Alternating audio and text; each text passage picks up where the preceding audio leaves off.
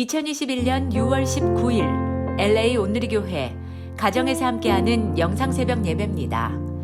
오늘 말씀은 출이집트기 28장 15절에서 30절 모든 선택을 주님 안에서입니다.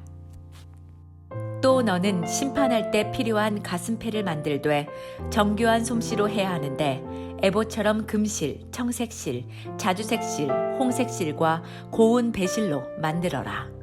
그것은 길이와 너비가 모두 한 뼘인 정사각형으로 두 겹으로 만든다. 그리고 그 위에 보석을 네 줄로 박아라. 첫째 줄은 루비, 토파즈, 녹주석, 둘째 줄은 터키옥, 사파이어, 에메랄드, 셋째 줄은 호박, 백마노, 자수정, 넷째 줄은 녹보석, 호마노, 벽옥으로 박는데 금틀에다 넣고 박는다. 이들 보석에는 이스라엘의 12명의 아들들 이름이 있어야 하는데 보석에 각각 이름을 하나씩 새기되 12지파에 따라 인장을 새기는 것 같이 하여라. 가슴패에 필요한 것은 순금으로 만든 노끈 모양인데 그것을 가슴패 두 귀퉁이 쪽에 달 것이다. 먼저 가슴패에 순금 고리 2개를 만들어 위쪽 두 귀퉁이에 단다. 그리고 그 두 고리에다 만들어둔 노끈 모양을 각각 붙이고 그 노끈 모양 다른 쪽 끝은 에봇의 어깨에 다는 보석판에 단단히 붙이는 것이다. 그러고는 금고리 2개를 더 만들어 가슴패의 아래쪽 두 귀퉁이에 달되 안쪽에 단다.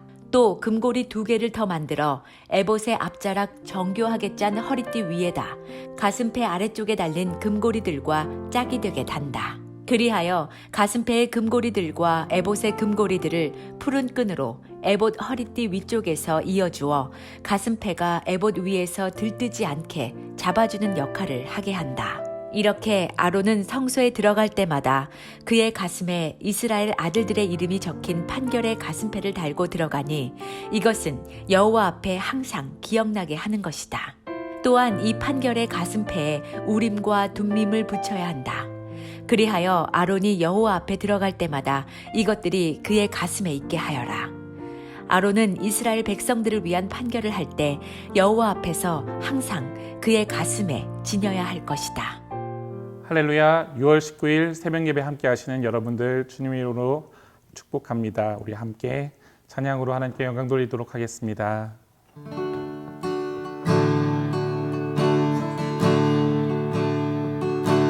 주님의 뜻을 이루소서. 고요한 중에 기다리니 진흙과 같은 날 빚으사 주님의 형상 만드소서. 주님의 뜻을 이루소서. 주님 발 앞에 엎드리니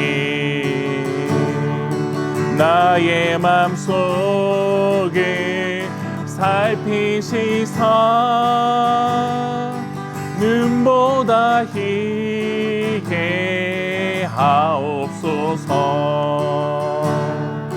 주님의 뜻을 이루소서. 온전히 나를 주장하사 주님과 함께 동거함을 만민이 알게 하옵소서. 아멘. 할렐루야. 6월 19일 토요일입니다. 오늘도 함께 하시는 모든 분들을 주님의 이름으로 축복하고 환영합니다. 모든 선택을 주님 안에서 라는 제목으로 오늘 말씀을 전하고자 합니다. 프랑스 철학자 장폴 사르트르는 이런 말을 남겼습니다. 인생은 B와 D 사이에 있는 C이다. 이제 B는 birth, 탄생, 그리고 D는 death, 죽음. 이 탄생과 죽음 사이에는 C, choice, 즉 선택이 있다는 말이지요. 이 명언처럼 실제로 인생은 선택의 연속이라고 말할 수 있습니다. 일상의 소소한 결정들부터 오늘 점심에 무엇을 먹을지, 오늘 넷플릭스에서 어떤 영화를 볼 것인지, 이런 작은 선택부터 더 중요하고 중대한 결정들까지, 나와 결혼하게 될 배우자가 누가 될 것인지, 혹은 은퇴 이후 어떤 삶을 살 것인지, 이렇게 인생은 선택으로 가득하고 우리는 항상 선택의 갈림길에 서게 돼 있습니다. 그리고 이 갈림길에서 우리가 어떻게 결정을 하고 어떤 선택을 하느냐 따라서 우리의 인생의 방향이 정해지게 되는 것이지요. 그렇기 때문에 이 선택이란, 초이스란 너무나도 중요한 인생의 한 부분입니다. 올바른 선택은 우리를 복되게 하고 우리를 생명에 이르게 하지만, 잘못된 선택은 우리를 무너뜨리고 우리를 죽음으로 몰아가기 때문입니다. 그런 이유 때문에 많은 사람들이 오늘도 씨름하고 고민하는 질문이 있다면 바로 이것, 오늘 나에게 올바른 선택이란 무엇일까? 혹은 어떻게 해야 나는 올바른 선택을 구분할 수 있을까? 인류는 항상 이 질문을 두고 씨름하고 있다는 것이지요. 성도 여러분, 그런 의미에서 우리 크리스천들에게는 큰 어드밴티지가 한 가지가 있는데요. 바로 성경에서 우리에게 올바른 선택의 기준이 무엇인지 분명하게 가르쳐주고 있기 때문입니다. 성경에서 말씀하는 올바른 선택이란 무엇일까요? 바로 주님의 뜻을 따르는 선택이 올바른 선택이라고 말씀하고 있습니다.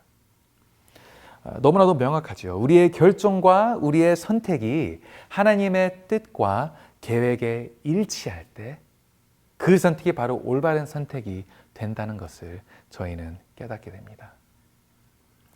하지만 이 점에 있어 오늘 한 가지 아쉬운 점이 있다면, 우리는 성경에서 지금 말하고 있는 이 원칙을 때로는 너무 1차적으로 이해를 하고 있다는 사실이죠.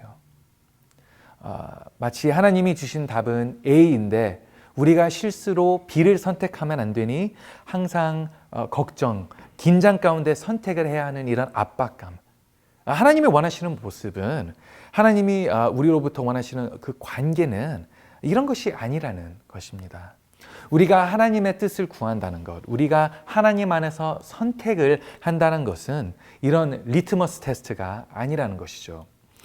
덧붙여 우리가 크리스천이기 때문에 하나님의 뜻을 어쩔 수 없이 구하는 것, 그게 옳기 때문에 의무적으로 해야 하는 일도 더더욱 아니라는 것을 저희는 깨달을 필요가 있습니다. 하지만 많은 경우 우리는 선택이라는 이 차원에서 이런 접근으로 하나님의 뜻을 구하면서 결정을 한다는 것이지요. 성도 여러분, 하나님 안에서 우리가 선택한다는 것은 우리가 하나님의 뜻을 추구하면서 결정을 할 수 있다는 것은 이런 1차원적인 부분보다 훨씬 더 아름답고 훨씬 더 친밀하며 훨씬 더 깊이 있는 축복이라는 사실을 깨달으시기 바랍니다. 오늘 함께 이 부분을 두고 좀 더 깊이 묵상하고 살펴보기 원하는데요. 짧게 3가지의 포인트를 나누고자 합니다. 우선 첫 번째, 주님 안에서 선택할 때 우리의 모든 선택이 선을 이루게 된다는 것.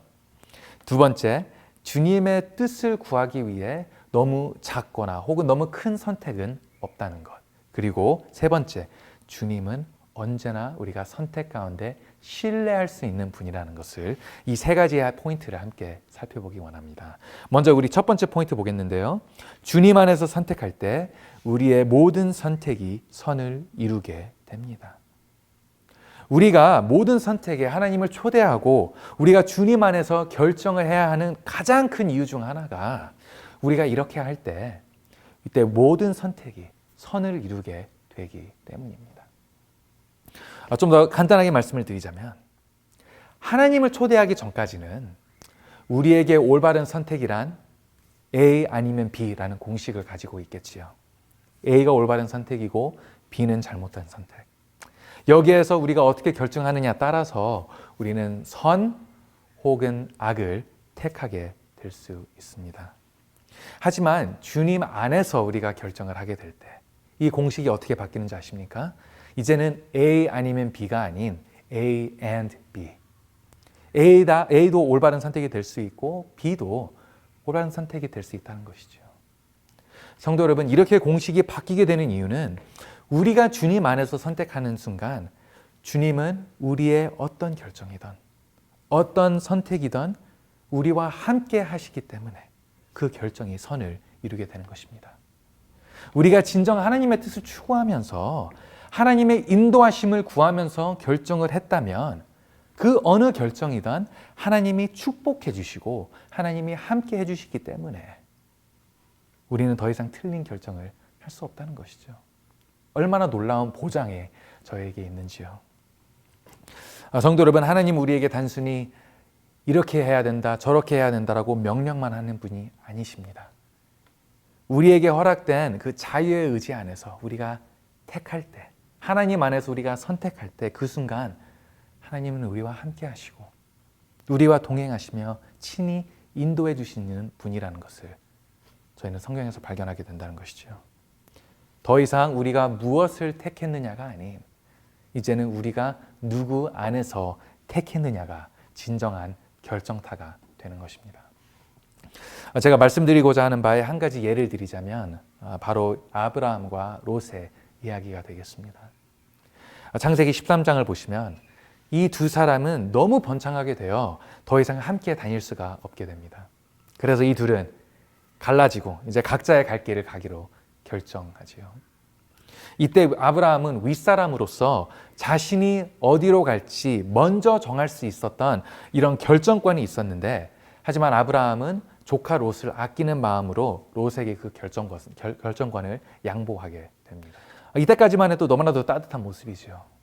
가족 간의 그 사랑이 보이게 됩니다. 하지만 롯은 아브라함에게도 예의를 지키지 않습니다. 그렇게 했다면 참 아름다운 그림이 나왔겠지만 그러지 못하지요. 롯은 아브라함의 친절을 기회 삼고 자신이 요단강의 동쪽 좋은 땅을 차지하겠다고 선택을 하게 됩니다. 성도 여러분 보십시오. 이제 아브라함에게는 아쉬운 안 좋은 선택만 남게 되었습니다. 그 전까지만 해도 좋은 땅, 나쁜 땅이라는 선택이 있었다면 이제는 나쁜 땅이라는 선택뿐입니다. 이 요단강의 서쪽 땅은 황폐하고 자라지 않는 사막의 땅입니다. 하지만 이때 어떤 일이 벌어집니까? 창세기 13장 14절에서 17절 말씀인데요. 롯이 아브라함을 떠난 후에 여호와께서 아브라함에게 말씀하셨습니다. 내가 있는 곳에서 눈을 들어 동서남북을 바라보아라. 내가 보는 이 온 땅을 내가 너와 내 자손에게 영원히 주겠다. 그리고 내가 내 자손을 땅의 먼지와 같이 되게 하겠다. 먼지를 셀 수 있는 사람이 있다면 내 자손도 셀 수 있을 것이다. 일어나 이 땅을 동서남북으로 누비며 다녀보아라. 내가 그것을 너에게 주겠다. 아브라함에게 있는 선택지란 이 황폐한 땅뿐이었지만 하나님이 아브라함과 함께 하시니 그 선택마저 축복이 되었던 것이었습니다. 결국 무엇을 택했느냐가 아닌 누구 안에서 택했느냐가 진정한 결정타가 되었다는 것이죠. 성도 여러분, 동일하게 우리에게도 우리가 무엇을 결정하느냐보다 더 중요한 것은 누구 안에서 결정하느냐입니다. 우리가 주님 안에서 선택하고 주님 안에서 결정할 때 그 어떤 상황이든 그 어떤 결정이든 선을 이루게 된다는 것이지요. 이것이 바로 우리 크리스천에게 주어진 약속이요 특권입니다. 로마서 8장 28절 말씀이지요. 우리가 알거니와 하나님을 사랑하는 자 곧 그의 뜻대로 부르심을 입은 자들에게는 모든 것이 합력하여 선을 이루느니라. 사랑하는 성도 여러분, 우리가 주님 안에서 선택할 때, 우리가 주님의 뜻을 구할 때 모든 것이 합력하여 선을 이루게 됩니다. 우리는 이 약속 가운데 살고 있는지요? 우리의 선택 가운데 주님을 모시고 있습니까? 이어 두 번째 포인트 나누겠습니다. 주님의 뜻을 구하기 위해 너무 크거나 너무 작은 선택이란 없습니다. 많은 사람들이 선택 가운데 하나님의 뜻을 구하지 못하는 이유 중 하나가 하나님의 뜻을 구하기에는 내 상황이 너무 작고 너무 사소하다고 생각하기 때문입니다. 예전에 어느 청년과 함께 상담을 하게 되었는데 이제 연애에 대해서 상담을 했는데요. 어떤 이 결정을 해야 하는 상황에 놓여져 있었습니다. 그래서 끝날 무렵 제가 같이 기도하자고 기도 안에서 결정을 잘 하자고 이제 격려를 했는데 그때 그 청년이 이렇게 묻더라고요. 목사님, 이런 걸로도 기도해도 괜찮은 건가요? 많은 사람들이 하나님의 뜻을 구할 때에는 마치 중대하고 위대한 영적의 일들만 하나님의 뜻을 구할 수 있는 것이지 일상의 이런 사소한 일들은 그렇게 하는 건 아니라고 이해를 하는 것 같습니다. 하지만 성도 여러분, 성경은 그 정반대를 이야기하고 있습니다. 빌립보서 4장 6절 말씀인데요. 아무것도 염려하지 말고 다만 모든 일에 기도와 간구로 너희 구할 것을 감사함으로 하나님께 아뢰라. 하나님은 우리가 모든 일을 가지고 주님께 찾아가 간구하고 아뢰기를 원하시고 그 모습을 기대하고 계시다는 것이죠. 그 이유가 무엇이겠습니까? 왜 그러신지 아십니까? 그 이유는 단순한 한 가지입니다. 하나님은 우리의 아버지가 되시기 때문입니다. 하나님은 자녀 되신 우리를 사랑하시고 우리가 주님께 나아갈 때 아버지로서 그 모습을 너무 기뻐하신다는 사실입니다. 그렇기 때문에 주님께는 중대한 일들만 그분의 관심사가 아니라 우리의 모든 상황이, 우리의 모든 선택이 그분의 눈동자에 있게 되는 것이고 이 아바와 또 자녀라는 이 관계 안에서 그 어느 결정, 선택 상황이든 주님에게는 너무 작거나 너무 크다는 게 없다라는 것이죠. 예전 이런 이야기를 들은 적이 있습니다. 어느 3살 된 딸아이가 아빠에게 찾아가 이런 고민거리를 이야기했답니다. 아빠 인형놀이 중인데 이 인형에게 어떤 옷을 입히면 좋을지 모르겠어요. 여러분, 이건 고민이라고 말할 수도 없는 일이지요. 하지만 그 아빠는 좋은 아빠였기 때문에 이 딸아이의 물음에 어떻게 반응을 했겠습니까? 딸이랑 같이 인형의 옷들을 다 꺼내보고 같이 입혀보고 같이 놀아주고 딸아이의 웃음과 그 아이의 마음을 지켜주기 위해 모든 노력을 했다는 것이죠. 사랑하는 성도 여러분, 우리 하나님 아버지는 더더욱 좋은 아버지이십니다. 하나님은 우리의 완전한, 완벽한 하늘의 아버지가 되십니다. 흠이 많은 인간도 자녀에게 이렇게 마음을 베푸는데 우리의 완전하신 하나님은 오죽하시겠습니까? 성도 여러분, 하나님은 우리의 아버지이십니다. 아버지 안에서 선택을 한다는 것은 우리의 모든 상황, 우리의 모든 결정사항이 주님의 관심사에 있게 된다는 것입니다. 그 어느 작고 큰 선택이든 주님 안에서 선택하십시오. 주님의 뜻을 구하십시오. 주님의 마음을 구하십시오. 그 안에서 주님이 선을 이루실 것입니다. 이것이 바로 주님 안에서 선택하는 모습입니다. 마지막 요점을 나누기를 원하는데요. 주님 안에서 선택할 때 주님은 언제나 신뢰할 수 있는 분이라는 사실을 기억하십시오.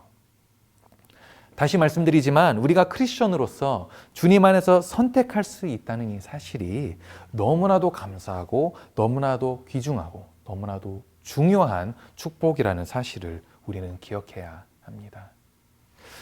이 사실의 중요성은 오늘 말씀에서도 발견되고 있죠. 오늘 본문 출애굽기를 보시면 하나님이 이스라엘에게 심판의 가슴패라는 이 물건을 만들고 사용하는 방법을 말씀하고 계십니다. 이 심판의 가슴패란 이스라엘이 어느 결정을 해야 할 때 하나님의 뜻을 구할 수 있도록 사용하는 성전 도구였습니다. 이 가슴패의 사용법은 이렇습니다. 제사장이 이 가슴패를 입고 그리고 우림과 둠림이라는 두 돌을 가슴패에 품고 하나님의 성전으로 들어가게 됩니다. 그리고 하나님께 이스라엘이 어느 선택을 해야 하는지 기도로 간구한 뒤 가슴패 속에 있는 돌들 중 하나를 뽑게 됩니다. 이때 어떤 돌이 나오느냐 따라 이들은 하나님의 뜻을 이제 구분할 수 있게 되었던 것이고 이때 이스라엘은 절대적으로 그 결과를 신뢰하고 따르는 것이었죠. 아무리 이들에게 좋은 기회가 있었더라도 하나님이 우림과 둠림을 통해 그 기회를 취하지 말라고 말씀하신다면 이스라엘은 그 기회를 취하지 않았고, 하나님이 우림과 둠림을 통해 말씀하신다면 아무리 생각해도 상식에 벗어나고 이해가 되지 않는 결정이라도 이스라엘은 하나님의 말씀에 순종하고 따랐습니다. 이들은 이렇게 결정을 했던 것이죠. 이 가슴패 그리고 우림과 둠림이라는 이 도구들은 하나님을 향한 신뢰를 상징했으며 이스라엘은 그 신뢰를 따라 모든 결정과 선택을 했다는 것을 우리는 오늘 말씀을 통해 확인하게 됩니다. 성도 여러분, 주님 안에서 선택을 한다는 것은 바로 이런 것입니다. 모든 부분에서 주님을 신뢰하고 선택을 하는 것, 그것을 의미하고 있습니다. 때로는 주님의 뜻이 우리가 원하는 선택과 다를 수도 있겠죠. 우리의 상식과 우리의 논리, 우리의 소망을 벗어난 결정을 하나님이 택하라고 말씀하실 수도 있습니다. 하지만 그 순간 나의 생각, 나의 욕심을 주장하는 것이 아니라 주님을 신뢰하고 하나님의 선택을 따를 때, 그것이 바로 크리스천이 보여야 하는 주님 안에서 선택하는 모습입니다. 성도 여러분, 이렇게 할 때 우리는 주님의 역사하심을 우리의 선택 안에서 경험할 수 있게 됩니다. 이렇게 할 때 우리는 주님의 축복을 누리게 되는 것이죠.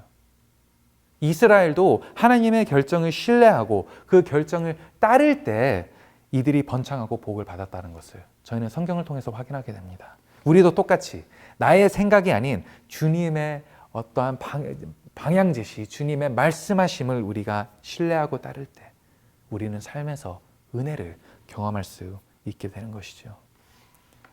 사랑하는 성도 여러분, 우리는 하나님의 인도하심을 신뢰하고 있습니까? 우리의 결정을 주님께 맡길 수 있는 믿음이 있습니까? 이 한 가지를 말씀을 나누며 마무리하고자 합니다. 우리 구주 되신 예수 그리스도께서 하나님을 신뢰하며 결정하셨던 모습을 우리가 기억할 필요가 있습니다. 겟세마네 동산에서 예수님이 기도하시면서 십자가의 잔이 거두어지기를 간절히 요청하셨습니다. 하지만 그 이후 이렇게 기도를 하셨지요. 내 뜻대로가 아닌 아버지의 뜻대로 하옵소서. 주님은 자신의 결정을 내려놓고 하나님의 뜻하심을 신뢰하고 선택하셨습니다.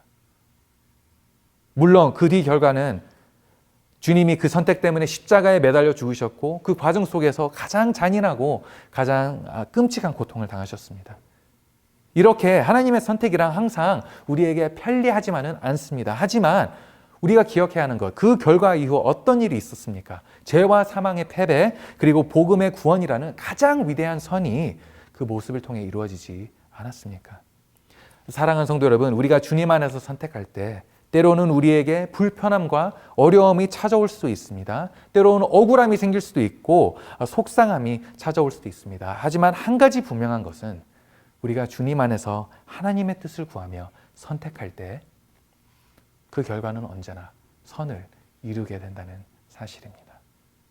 하나님이 그 안에서 역사하신다는 사실입니다. 우리 가운데 일하시는 분은 의로우신 우리의 아버지이시기 때문이죠. 오늘 가운데 어떤 결정들과 어떤 선택의 갈림길들이 여러분들의 삶에 발견되고 있는지 저는 잘 모르겠습니다. 하지만 이런 도전을 드리고 싶습니다. 하나님 안에서 선택하십시오. 하나님 아버지를 신뢰하며 그분 안에서 결정하십시오. 분명 선이 이루어질 것입니다. 사랑하는 성도 여러분, 인생은 B와 D 사이에 있는 C입니다.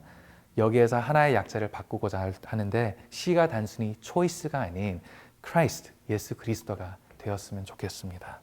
이때 모든 선택 안에서 선을 이루시는 하나님을 만나고 우리가 경험할 줄 믿습니다. 이 은혜를 누리시는 저와 여러분들이 되시기를 주님의 이름으로 축복합니다. 우리 같이 함께 기도하겠습니다. 사랑의 하나님, 감사합니다. 우리에게 생명을 허락하시고 우리의 삶 가운데 선택이라는 놀라운 축복을 허락하셨습니다. 하나님, 이 선택이라는 갈림길에 놓여 있을 때 우리가 걱정하는 모습이 아니라, 우리가 긴장하는 모습이 아니라 두려워하는 모습이 아니라 주님 안에서 선택하고 그 안에서 기대하고 소망하고 기뻐할 수 있는 믿음의 모습이 우리 모두에게 발견될 수 있도록 주님께서 축복하여 주시옵소서. 때로는 우리가 어떻게 선택해야 될지 앞이 보이지 않고 때로는 너무나도 그런 두려움 속에 있다는 것을 저희가 발견하게 됩니다.